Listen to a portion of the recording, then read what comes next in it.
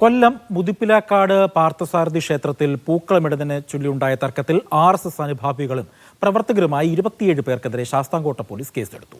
കലാപമുണ്ടാക്കണമെന്ന ലക്ഷ്യത്തോടെ ക്ഷേത്രമുറ്റത്ത് രാഷ്ട്രീയ പാർട്ടിയുടെ ചിഹ്നമുള്ള പൂക്കളമിട്ടതിനാണ് കേസ്.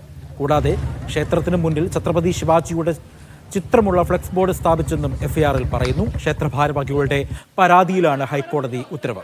ഹൈക്കോടതി ഉത്തരവ് ചൂണ്ടിക്കാട്ടി പോലീസ് കേസെടുക്കുകയായിരുന്നു. ഓപ്പറേഷൻ സിന്ദൂർ എന്നെഴുതി ക്ഷേത്രമുറ്റത്തിട്ട പൂക്കളം നീക്കം ചെയ്യണമെന്നും ഭരണസമിതിയുടെയും പോലീസിന്റെയും ആവശ്യം രാജ്യത്തെ അപമാനിക്കുന്നതിന് തുല്യമാണ് എന്നാണ് BJPയുടെ വിമർശനം. എന്നാൽ ഓപ്പറേഷൻ സിന്ദൂറിനെ ബഹുമാനിക്കുന്നുണ്ട് എന്നും ക്ഷേത്ര പരിസരത്ത് രാഷ്ട്രീയ പാർട്ടിയുടെ കൊടിയും ചിത്രവും ഉപയോഗിച്ചതിനെയാണ് എതിർത്തതെന്നും ഭരണസമിതിയും വ്യക്തമാക്കി.